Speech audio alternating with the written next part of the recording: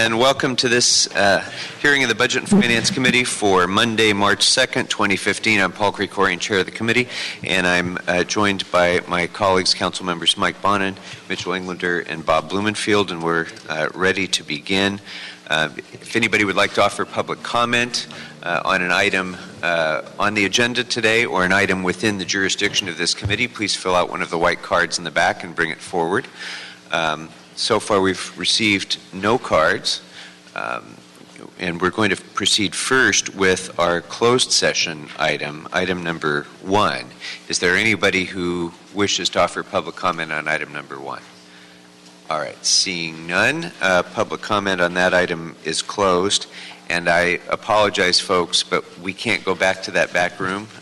So if you're not here on item number 1, I'm going to have to ask you to step out for the moment. You can go if you want a place to sit, but they're doing work in there. That's the reason we can't go and do our closed session there. So we'll go now to closed session on item number 1.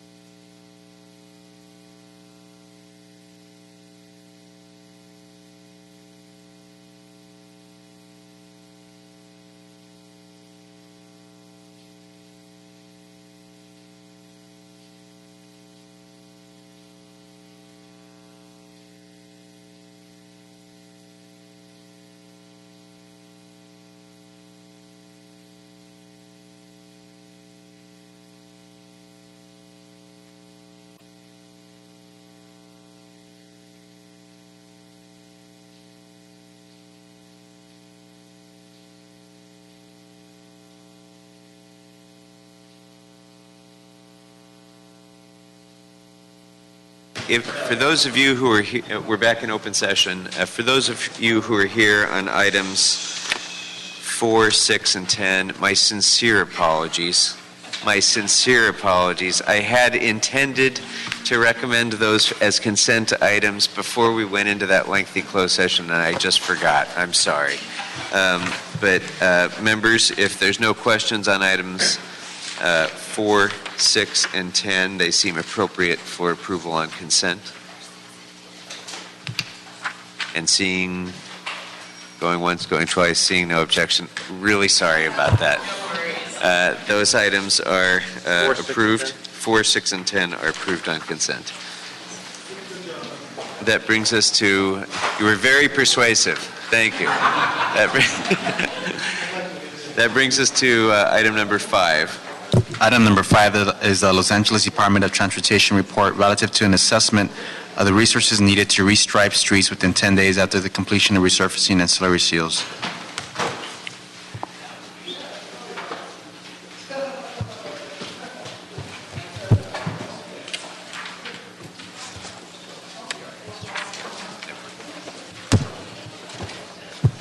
Good afternoon.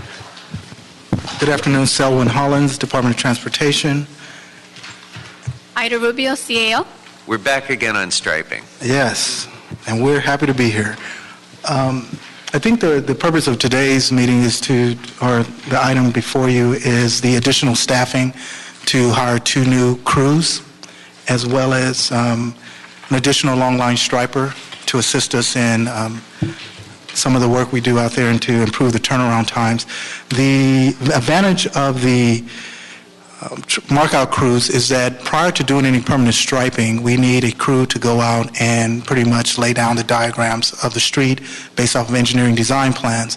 We have currently one markout crew citywide. We're training a second just to try to speed that up. We do believe that that is a bottleneck within our operations. By having the additional crews, not only can we get out there a lot faster with the turnaround times, but also it gives the public a sense of guidance on the street as well as some goodwill that striping is on the way. And then the striper is of advantage to us because, as you know, through the many conversations we've had, we're limited in the striping equipment, so the limited equipment we do have is constantly being beat to the ground, and this gives us an opportunity to expand that. Typically, once the striper is ordered, it is going to take about 8 months before it arrives. But by getting a head start, this gives us enough time that maybe by the end of this calendar year, we should have a new striper on board. Okay, why don't we start with you, Mr. Bonnet? Thank you. Obviously, very supportive of this. We discussed it in Transportation Committee. I think it's a smart idea to do this, particularly given how long it takes to purchase stuff.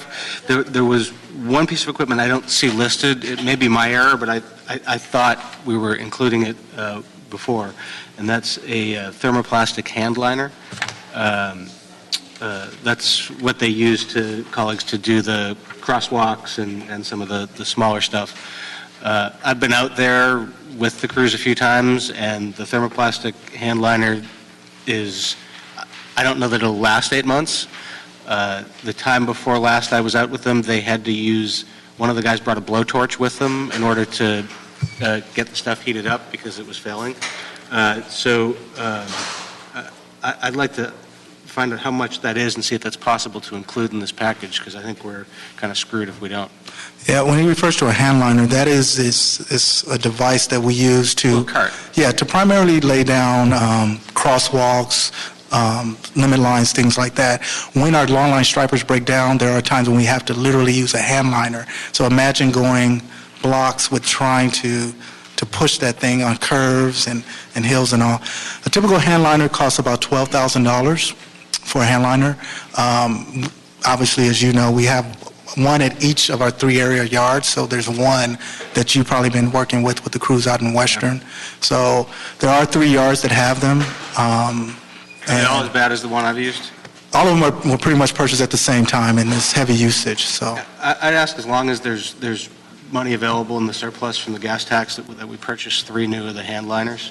When we talk about what our constituents are looking for in safety, I think a lot of folks would be okay with waiting a little bit longer for the center line, but the crosswalks and the stop lines are really, I think, the most urgent public safety thing. So I'd like to include those. One for each. One for each, so yeah. Terrific. okay, thank you. Okay. Members, any questions on this? Mr. Blumenfield? Yeah. The additional employees and equipment, are they also going to cut down the time it takes to repair the signal loops? These are different crews. These are the paint and sign type job classification. The signal loop repairs, we've actually implemented some new strategies on that, and you might even notice there's better turnaround on that. But in our budget package, our joint budget package with Street Services, GSD, and BOE, we do include the request for additional staffing to assist specifically with loops as well. So until we get the additional staff, we're trying to do things internally to. If you get all the new budget requests are fulfilled, what's the estimated time between resurfacing or slurry and the restriping? What do we hope to get that down to? Yeah, just to create realistic expectations, it's all about when the equipment, you have to have the equipment at the same time that you have the resources. So if it gets approved in the budget, we wouldn't be able to put any orders in until July. And then you're waiting 8 months for the equipment to come. So if we have the staff and no equipment, or vice versa, we really can't get too much. But we are prepared to look at other means. We do utilize some contractor support, and maybe that's something we could look at in the interim while we're waiting for those resources to come on board. So best case scenario, the next 8, 10, 12 months, we're going to still have a major gap between the timing of them, although that may start to shorten. And then, so a year from now, when if we do have both, what would be the goal for the gap? 10 days or less, easily. With all the resources available, we have done enough studies and looking at our metrics and all, we believe that. Part of it is the mark-out first. Okay, the mark-out right now is averaging about a 9-day turnaround time from when it's resurfaced to the mark-out. By getting the mark-out crews in advance now, at least the permanent crews have the work orders ready to go. So we're hoping that we'll be cutting into this in the interim. But, you know, as identified in our reports, we do have a lot of issues with equipment, equipment failures and breakdowns and all. And so the new equipment we believe will help give us a more robust service, and it is top-of-the-line equipment we're buying, so we're pretty confident that it should hold up for the amount of work demand. Thank you. Mr. Englander? Just quickly, thanks. This is incredibly frustrating for everybody, including the department, I'm sure, that has been cut back so dramatically. So we push for more repair and street repair, and then they always forget the other side of the equation, that there's a whole other department that has to come in and stripe it. When you talk about the preliminary, you're talking about the ghost stripes, the ghost striping for the most part? No. Or the mark out? No, the mark out is, what it is it's paint. Mm-hmm. And it just outlines where the permanent striping will go. So they will mark out, you see floppies, Right. what we call floppies. We often refer to it in our district as ghost striping until the permanent striping comes in. So my question on that, though, is where are we? This will guarantee a 10-day. Yes. With this. This will guarantee 10-day. Of course, unless we fund more street repair or slurry, based on the current modeling, right? Correct.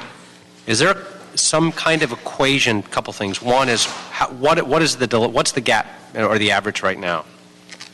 Between resurfacing and Or slurry, just to restriping today. today. Okay, for resurfacing, it's usually 21 days on average. 21 days. And remember, with resurfacing, there's a 30-day advance notice, so there's plenty of time to plan and ramp up before they start resurfacing. Slurry is a lot more dynamic. Okay, and so slurry can range, and that's because of the sheer volume.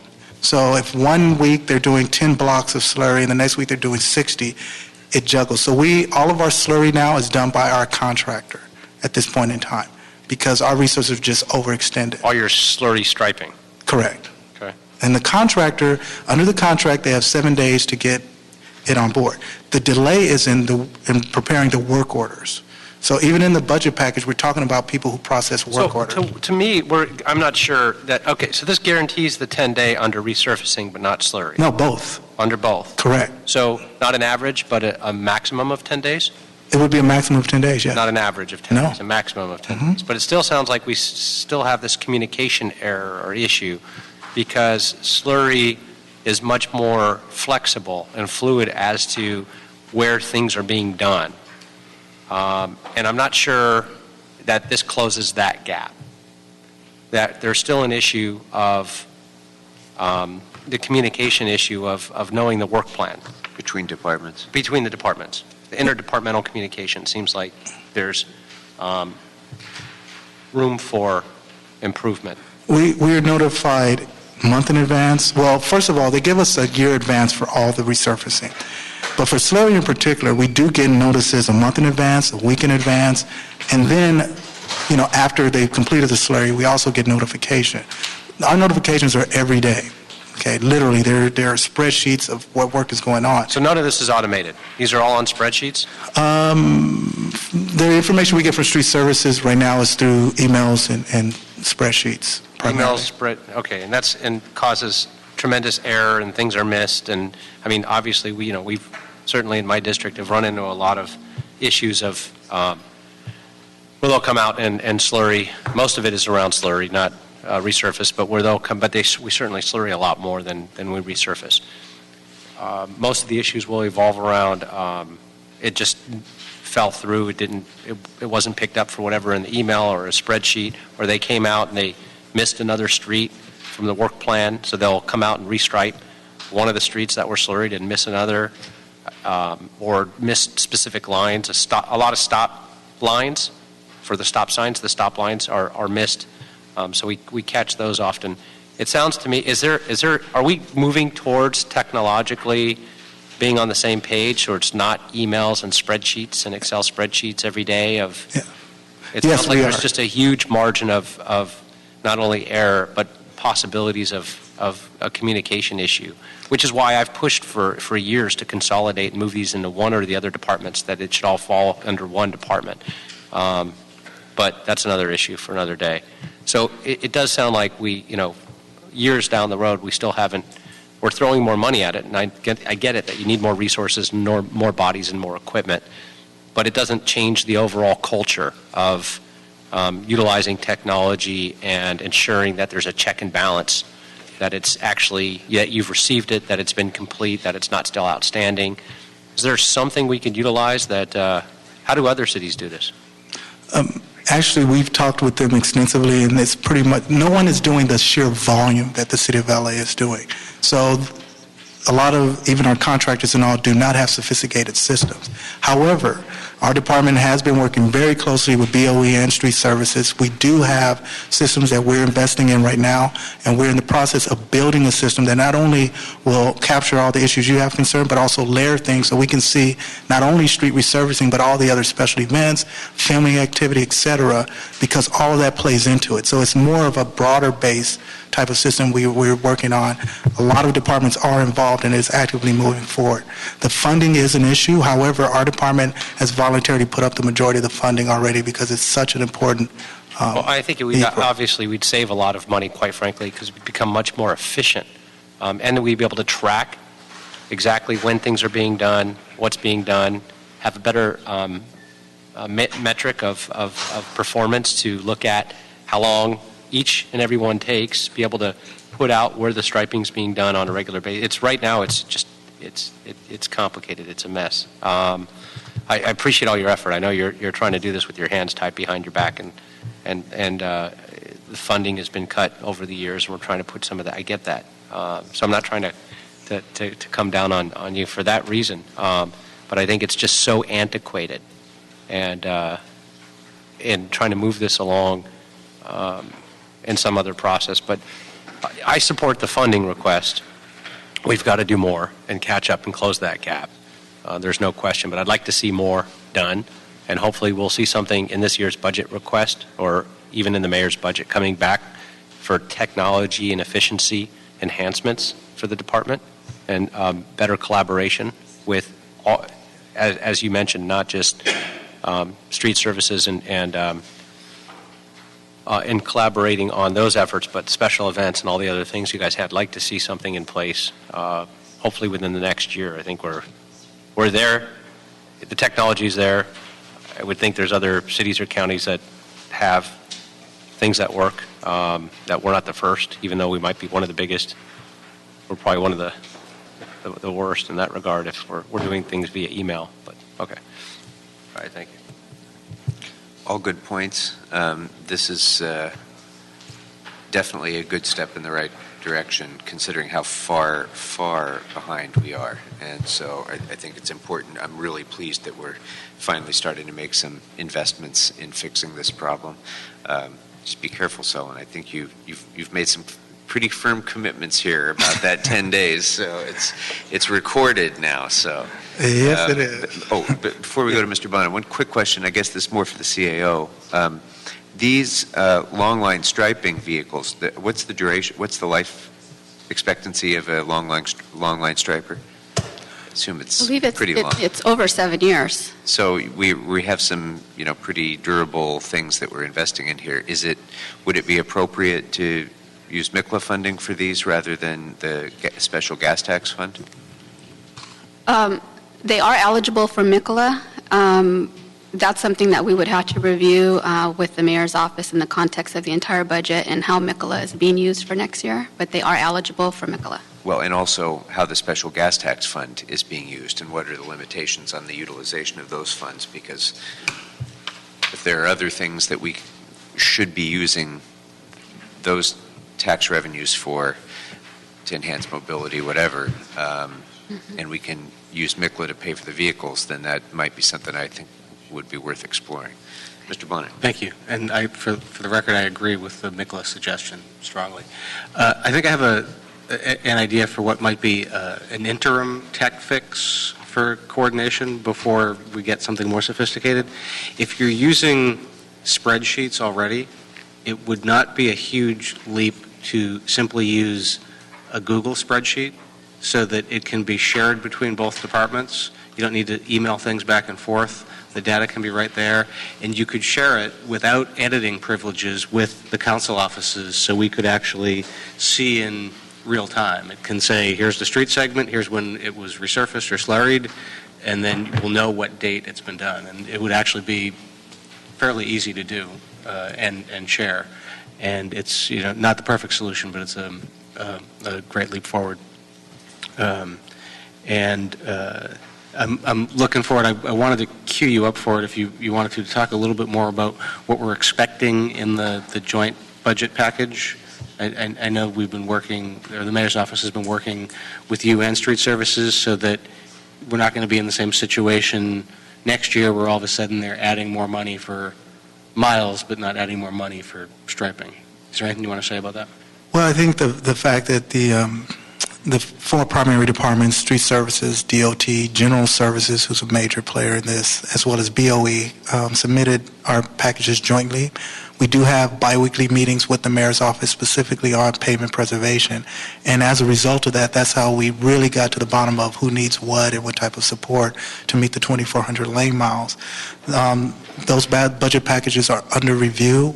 We did have a meeting with the budget results team, which is comprised of different managers from different departments who are evaluating the budget, as well as the CAO's office on our request. And so we're very hopeful. We do have the backing of the mayor's office, obviously the council and others, to the urgency of this matter. And we just have to wait to see. I know they're looking at a lot of different budget packages, but I think this one has risen to the attention of a lot of people. So we're hopeful.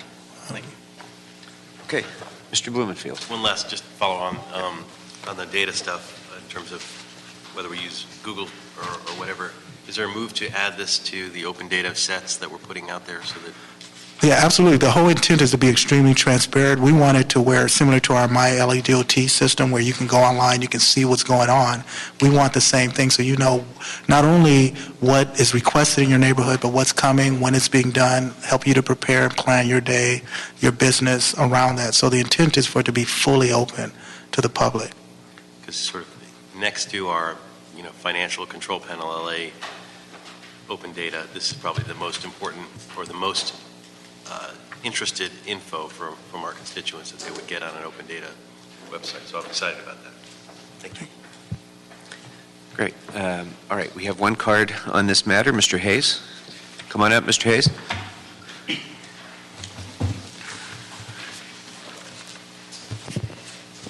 Good afternoon. Good afternoon. Resurfacing and slurry. Everything, anything, and all things except potholes. I'm not happy with these people because they had green lanes for bicycles and they washed away in 1 week. They were worn away when 10 bicycles went by them. And they never knew that this green stuff, because it wasn't paint, did not adhere. There's also a question about the 10-day factor here. Is 10 days enough time for the asphalt to cure, for it become weathered, so that the striping will adhere to the asphalt? I doubt that. It takes a while before the surface of an asphalt street is suitable for anything to stick to it very well. Now, if it's not very, well, anyway. As far as retrofitting, buying new trucks and vehicles, we were giving away trucks and vehicles some time ago to balance the budget. Why can't they retrofit some of the vehicles we have right now? I mean, actually, these vehicles don't get much work, so retrofit the vehicles. So I would suggest that we examine the ability to have a surface going to be adherable to any kind of striping. And of course, the striping is something that every country in the world has done with crosswalks, except us. We're the only ones who have raced to the bottom, and we did not have the same kind of striping they've had in Europe, Japan, Asia, everywhere, and now we're putting it in. So I would suggest that you examine this a little closer and ask transportation, can they do a better job than they did for something as simple as a bicycle path? Thank you. All right, thank you.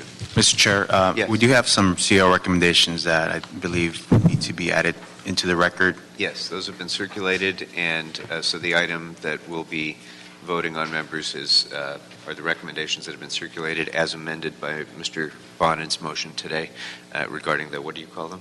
The thermoplastic hand liners. Of course, the thermoplastic hand liners. So adding 3 of those to the list, and if there's no objection, members, it will be the action of the committee to approve the recommendations as amended.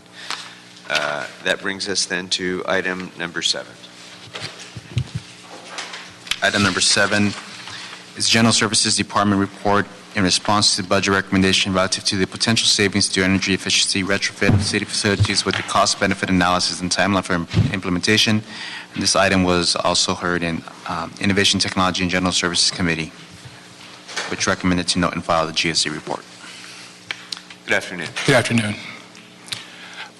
Tony Royster, General Manager, Department of General Services. The Budget and Finance Committee had requested that we report back on energy conservation, retrofit savings, and programs in city facilities. And the report that we presented included energy retrofit projects completed to date, energy savings and costs avoided, financing strategies, methodology for selection of future projects, and timeline for completion of energy retro projects. As of today, we have completed 263 energy retrofit projects, allowing the city to decrease energy consumption by 112 million kBTUs, and also to avoid 3.2 million in annual electrical energy costs. GSD relies on loans, grants, and most recently MICLA to fund and finance energy retrofits. Currently, we have an arrangement with the Department of Water and Power for $10 million in loans, and also a total of about $4 million was submitted in this current budget, which gives us about $14 million available to finance energy retrofits. The methodology that we use for selecting the energy retro projects, these facilities are our highest energy users in which we provide the most return on our investment. And currently what we have done, we have identified 44 of our top energy users, and currently working with the Department of Water and Power, we are conducting energy conservation audits. The audits are completed, reviewed by WP, and then those particular projects are implemented, which in the end will save the city additional dollars or reduce the consumption of energy. And we will have additional information later on after these ETAP programs are completed, and we can report back exactly what we project will be savings after these projects audits are completed. So I can answer any questions that you may have. Great. The 263 completed retrofit projects, what was the cost of completion of those? Totally, if you look at the cost, if you look at the DWP and CE loans, that probably was close to about $10 million, and we repaid all those loans back. So $10 million all in for the completion of the 263 that have been done? No, it's more than that. It's probably all together, you're probably looking at, I say, close to about $40 or $50 million were spent in energy retrofits. Okay, so if you look at the report, it says the program DWP and CEC loans for lighting retrofits. That's on the first page of the report. It shows like a projects of 189 projects. There, I think we expended close to about $10 million in DWP loans on those particular projects. And you have the energy efficiency and conservation block loans. I think that was close to about $12 million spent there. I'm sorry? You have the second portion where it shows the energy and conservation block grant, which is started on 2009. That's on the first page. Okay, we spent probably about $12 million on those projects. Just for those 33 projects? For those 33 projects. And they've realized a savings of $279,000?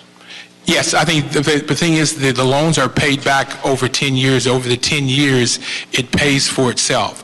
Because of the type of retrofits that you have, like air conditioning and different systems, it's a longer payback period versus lighting. That's what I'm trying to get to. I'm trying to get to how much does it cost? How quick is the payback? Right. And the payback periods on lights are usually around 5 to 6 years.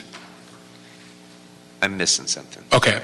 $12 million for the 2009 start date, the Energy Efficiency and Conservation Block Grant project? Yes. Okay. It says estimated savings was $279,000. Correct. So how does that pencil out? The pencil out, it takes close to about 20 years to pay those back. That's more like 40 years. Let me check, because that's the, hold on for a second, you have here, is that the qualified conservation bonds? Let's see, it's there.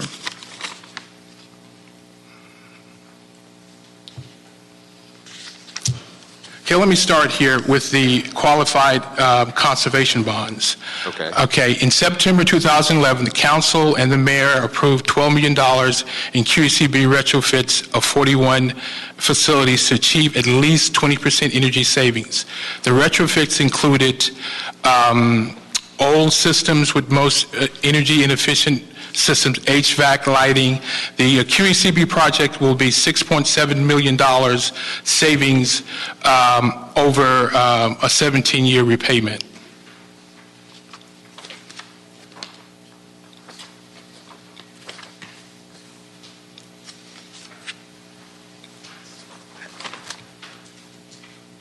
Maybe I'm just not getting this. I'm looking at the chart on the first page of the report.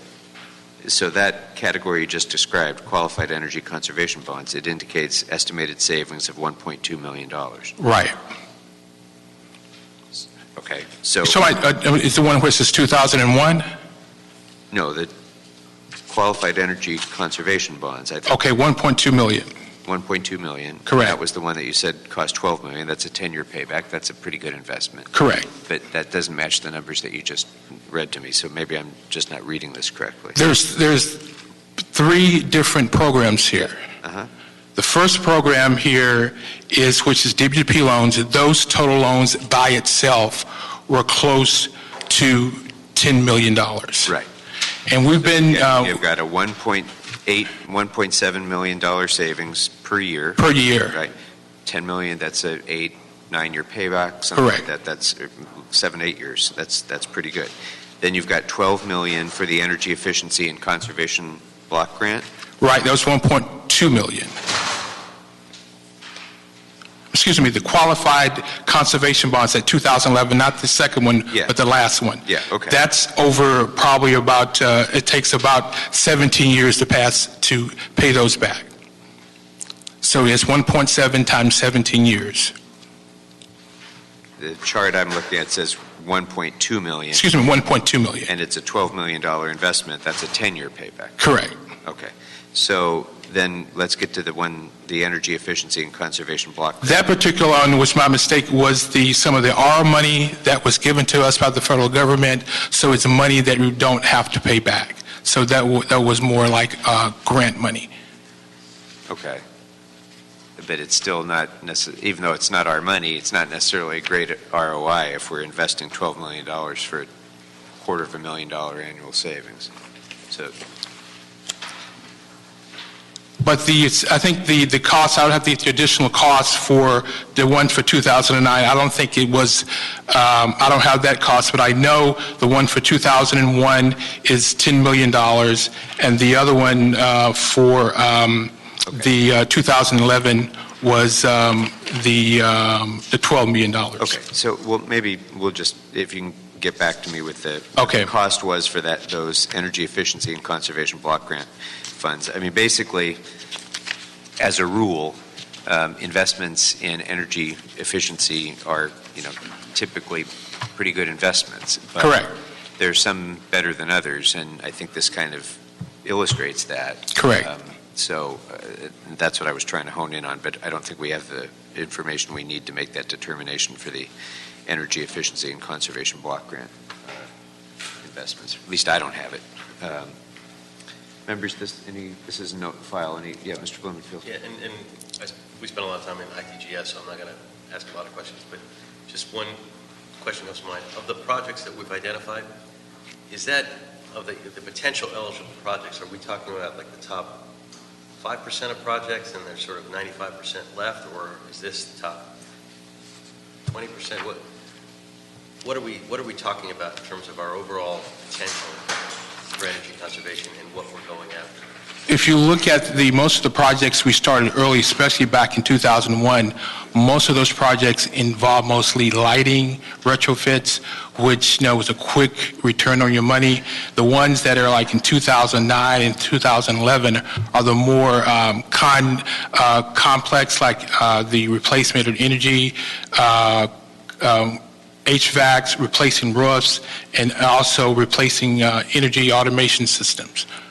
And what we're doing now with the ETAP program, we have a system now which is called WiggleWise, which identifies our top users of energy, and we take that information, we hire an energy consultant to come in and look at those facilities. And the facilities that we are targeting most today are usually our municipal buildings who are large in square footage, and also our police and fire, which those particular facilities are in operation 24 hours, 7 days a week. Okay, I mean, I get all that. Maybe it's not a fair question in terms of the trying to get a sense of the. If you look, we have close to probably 5 or 7, probably about 500 facilities. We've completed 263. And of those 263, probably about 40% of those was mostly lighting. And what we're doing now is going back, because we have additional funding, to do more of a deeper energy conservation program. Where before we were doing lighting, where now we're doing lighting, we're doing roofing, putting cool roofs on. We're doing water conservation, and we're doing HVAC and also chillers, because that's where most of your biggest chunk of energy is saved. But it takes a longer time to pay those projects back. Where lights, you can do it 5 or 6 years. With a chiller or whatever, it takes 17 to 20 years because of the cost. Anything else on this, members? All right, this is a note and file matter, so okay, thank you. You could just follow up on that. Yeah, I'll get with you with other additional information. Appreciate it. All right, thank you very much, Mr. Royster. All right. I'm sorry. We do have one card on this matter. Mr. Hayes, come on up. I would suggest you hold everything in abeyance until you hear about some important things the city has to consider. City Hall East and the mall. There's an elevator right next to the police general services there. And it's for handicapped, disabled people. But the only way you can operate this elevator is by pushing a button and holding it while the elevator ascends or descends. You release the button, it stops. How does a person, like a very prominent mathematician, astronomer, who cannot use his limbs, has to use his nose or mouth or something like that to guide his elevator and computer, how does he push that button? Not only that, when there's an earthquake or a fire, most elevators descend to their lowest level. That means they don't go up. They don't operate at all. The police don't know whether this elevator operates when there's a quake or a fire. They all stop when there's a quake or a fire. But they don't know. They don't know why this elevator for the handicapped requires the person to be physically able in every manner to operate the elevator. But there it is. And I've been talking about this 5 years now. Nothing's ever been done about it. Will something be done after the earthquake and someone is stuck down there and suffered the hazards of an earthquake or a fire or whatever else? But this is the way the city functions. Things which are life-threatening, things which are important, they do nothing about it. General Services knows about this elevator. They know it's not the proper elevator for handicapped people. They know these things, but they claim they don't have the money to get it taken care of. It only goes up one flight, one story, so to speak. Go to the federal building, come from the federal building across the street. Take care of that elevator, will you, please? Thank you very much. All right, we'll note and file that matter, and that brings us to item number 8. Item number 8 is a budget motion, Buscaino Huizar, relative to approving approving funding for one civil engineering associate 2 position dedicated to processing sidewalk dining R permits citywide. The Personnel and Animal Welfare Committee approved as amended to include 6 months of salary for the position. Good afternoon. Good afternoon, Ted Allen, Deputy City Engineer with the Bureau of Engineering.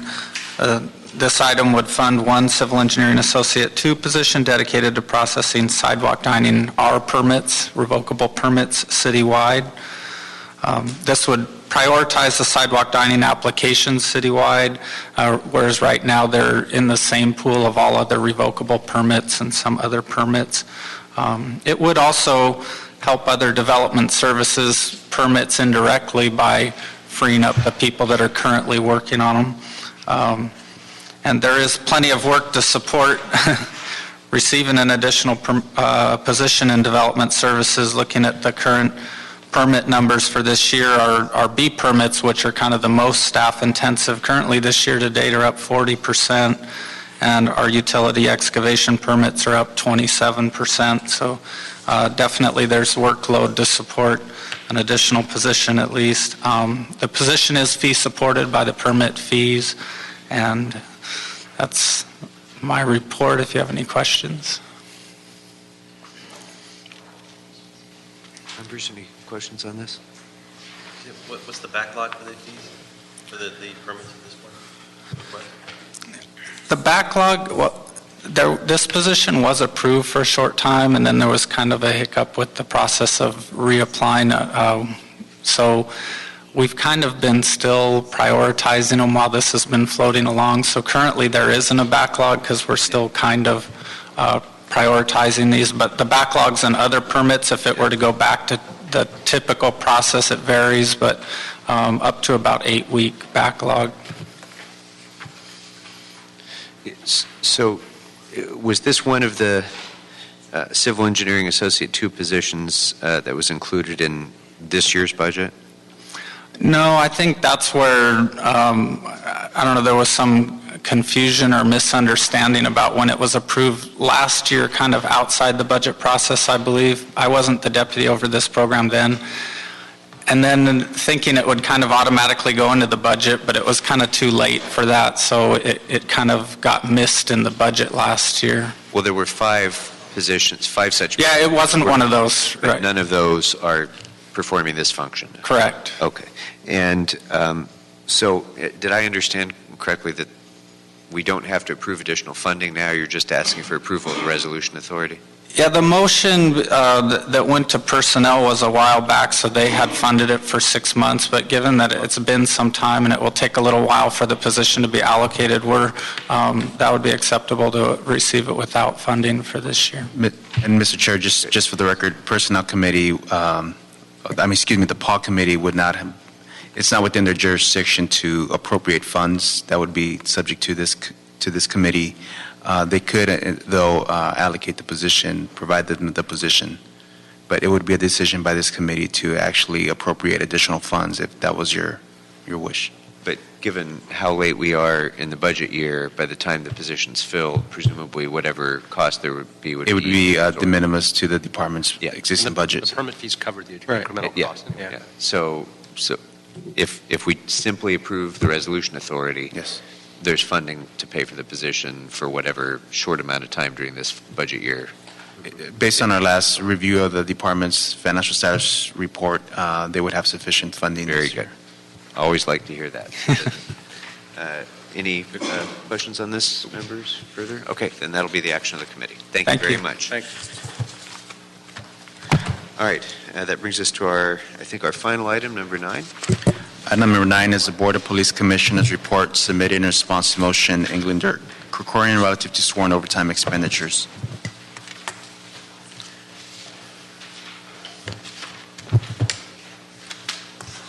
Good afternoon.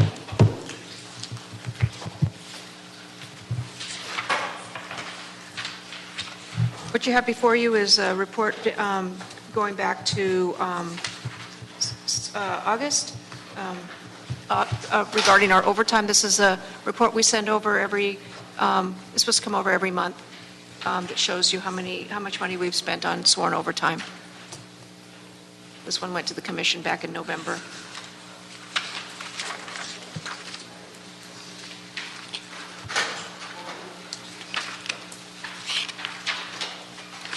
I'm going to ask first if the chair of our Public Safety Committee has any questions about this. Thank you, Mr. Chair. I would like to know, I appreciate this is the monthly report, but trying to make sure and ensure that we track and that we're on track. So the monthly report obviously only covers up to the first 5 Yes. periods. So how are we doing in terms of projecting out and meeting our goal of, or the department's goal by end of fiscal year? In terms of what we had anticipated we were going to be using, we're on track. We had anticipated we would use about 1 million hours of overtime. We're just shy of that right now if we were to project out. This is for the, the regular operations-related overtime. We weren't funded for 1 million hours of overtime, however, and we're currently in discussion with the CAO. In terms of hours, let's talk just in dollars. In terms of hours? Okay. In dollars. So we were funded at about 70 for the fiscal year. 70 million, yes. And what do we project out that? In terms of what we expect to spend, the 70 million that we got does not cover the reimbursable overtime. And that's usually about $10 million. So we started. And that's special event and or grants? It's typically the grants, LAWA, any of that overtime that we anticipate in the budget, and then there's unanticipated overtime that occurs during the year, Right. like the Made in LA, or Made in America, I guess was It's the about name of it. $475,000. That was $475,000. You're getting reimbursed, right? We're getting reimbursed. We're going to get another 2.8 for the various protests. So those are unanticipated, so that, increases the amount that we're going to spend. We expected to spend, and what we had anticipated was to spend about 70 million on regular overtime, but we only got a total of 70. So we came in with a structural shortfall of $10 million this year. And as I mentioned, it's going to be addressed, I hope, in the FSR that's coming up the mid-year. So the department has been trying to reduce the number of hours that it works. It's put control measures in place. It's discussed at ComStat. I know the command staff are constantly being held accountable for the hours, but there's competing interests in terms of also wanting to drive down crime. Are there things we can do utilizing technology and perhaps like at special events and or perimeters at when we've got a big presence and we'll redeploy when a new shift comes on and they'll show in and check in at a scene where they can easily then log and say, okay, we see officer X, Y, or Z has, they're close to their end of watch and or, right. We can rotate them out. And they can check in. All of our ID cards have RFIDs. So rather than keeping a paper log and then trying to figure out, Right. okay, we've got 30 or 40 officers at this location for either a special event and or in a major incident. If they're not investigators, they're simply, whether it's crowd control or perimeter, something like that. Mm-hmm. We can keep much more control over technologically. Are we going in that direction? Yes. Ironically, that's one of our budget requests, is a system. It's a mass check-in system that we're working with and hoping that we'll get funded for next year that would do just that. Just as you described. It's as if you've been briefed on the whole thing. Just as if I've been briefed. Wow. Who would have thought? One of the budget requests? Huh. Yeah. It actually wasn't on their budget request at all. It actually was just on technology. But Yeah. it actually will save a lot of money as I start teeing this up for the budget.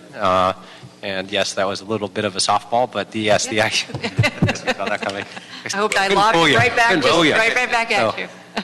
And thinking, how could we actually control overtime without, taking officers off the street? Right. And having the same number of officers. I mean, most people I don't think even know or think about how antiquated the paper system is. And when you've got a mass operation or a long period of time or multi-day function, Yes. and that would be great to have something like that in place for, say, the World Games are coming in July, where we're going to have a massive presence, and we can be able to check in and out officers based on their watch. Yes.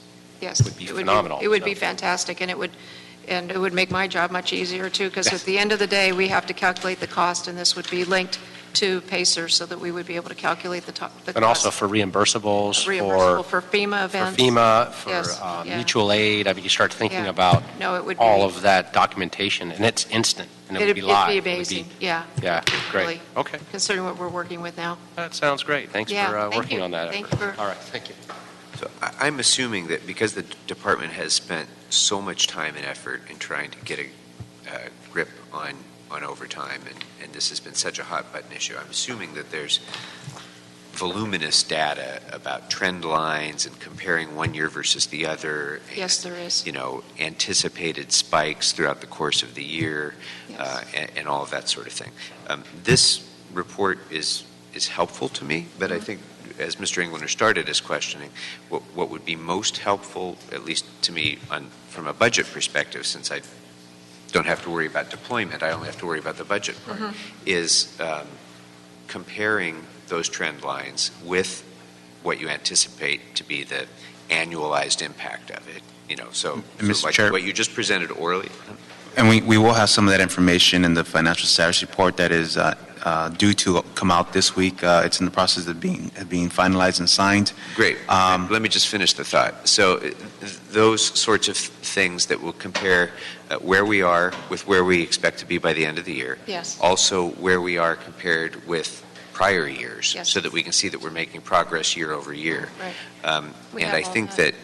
that the FSR is helpful to have that, but I think the point of this original motion, Mr. Englander's original motion, was to get much more regular reporting so that we didn't have to wait till the FSR to, on a quarterly basis, say, whoops, we're $10 million behind. So I don't know that we need, and Mr. Englander, you should speak to this actually rather than me, since this was at your initiation, but maybe biweekly, we don't necessarily need in this committee those reports. Maybe a monthly report would be fine, but it would be much more helpful to me if I had it compared, have those trend line comparisons and the annualized projections and how that compares to budget. And I appreciate that. Which is why I opened with that as well. It's the first sort of question out of the gate is, well, where are we trending Yeah. towards? Well- What are our projections given, no unforeseen circumstances? Right. And So it might be simple if that's just presented in a memo. These could largely be consent items, I think, for the most part. Yeah, we do transmit these every month, this report, and, update it every month. I'm wondering if there's a delay somewhere. No, in I guess. You want different. So what I'm looking at, what I'm looking at here, it shows the overtime in reimbursable and non-reimbursable amounts in the total, which is good, but comparing that with where we should be per budget at Okay. this point of the year. Excuse me. You see what I mean? So if you're making, Okay. Do we have it? given that overtime fluctuates from quarter to quarter, from month to month, from week to week, you anticipate those fluctuations. You're right. I can't. Right. I have no idea, Or even if you just did it by DP. Yeah. So if you did it by deployment period and just did, here's what's budgeted for the DP, here's what we actually spent, here's either the deficit or the surplus of overtime for that DP, and here's what it would mean for the calendar. But the key is year to date. Yeah. So year to date and yeah. where we are with And we with have all that information. And projections. that's why in the comments field, I tried to give you some of the anecdotal stuff, like some of this is MOU overtime, so That's that you could see that there's, I wanted you to see what the trend is, and then if there's aberrations, what those things are. Yeah. But we can give you year-to-date information And along with this. because the key- That's easy. Just so I'm clear, the key thing that I'm looking for is, are we ahead of schedule or are we behind schedule? Right. And I'm not seeing that from this. Right. So, and if we're behind schedule, by how much? Right. So that before the FSR comes out, we can Yeah. start taking corrective action. We can start saying, I don't want to get to the FSR and have to find $18 million. Yeah. So, Right. Exactly, and that was the whole spirit behind this, is that we can actually be not just informed as it pertains to those payroll periods, but informed in context of the budget, and Right. that's We can exactly. give you prior year-to-date and year-to-date, so you can have Prior and context. current year-to-date. current year-to-date and prior year-to-date, so Yep. you have some context. Yep. And how does that, and then I guess one more column of projected for the end of the year, what we need left. So if Okay. there's a deficit or not, we're tracking what Sure. we've spent and what we have. We have all that data. That would be helpful. So from a layperson's standpoint, in other words, if you budget $70 million and 6 months into the year, you've spent $35 million, a layperson might say, that's great, we're right on pace. Right. But if I don't know that you always spend twice as much in the second part of the year than you do in the first part of the year, if I don't know that and have it in front of me, then I wouldn't know that we're way, way behind budget. Right, right. See what I mean? Yeah. So, Mr. Blumenfield. We're all saying the same, or I'm thinking the same thing that you guys are saying. I haven't spoken yet, but... Say it again. But I'm just also thinking, for me, it helps, I mean, I'm imagining a graph of it anyway.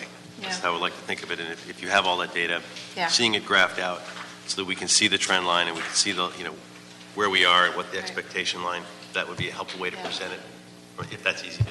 Now, one of the things, though, that just for clarification, is that although this is displayed in terms of how much money has been spent, we typically look at overtime in terms of hours, because the dollars may change. If there's an MOU or the people that got, the 1,000 people that got a raise during the course of the year, so that's going to increase the dollar value and it's going to skew your data. So we try to, to be consistent, to look at things in terms of hours. And I know that you're looking at it from a budgetary point of view, but if we control the hours, then we're controlling the dollars. Which goes back to what the chairman's comments were. If we had previous year to date as well, then that could put it in context. I would say previous year to date, but broken out month to month. And that's why, so if it shows the trend, in other words, we know the summer months we're going to probably need more. Right. I mean, summer's when we go up the most. Right. So showing those, the year to date is important, but showing them by month from previous year is really important as well. Right. For that reason. Mr. Seha, did you want No, I just wanted to advise you that this is one of the significant issues within the upcoming FSR. There were some identification of deficits in overtime funding that we made in the second FSR with the anticipated department solutions coming forward. What we're seeing now is that some of those solutions would have required bank liabilities to go up. So instead, what you'll see in the financial status report will be a recommendation to tap into the reserve fund to cover about 90 to 95% of the remaining overtime deficit so that we don't have to increase those bank liabilities for the fiscal year. So that's going to be a larger discussion that we present forward in the financial status report. Okay. Very good. Members, any other questions on this item? Here, we're... I could say the same thing as everybody else. Could you please? You always say it so much better.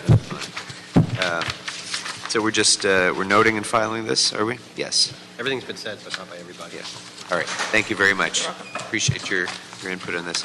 Anything else before the committee? We have... all right. There being no other items before the committee, we are adjourned. Cool. Thank you very much.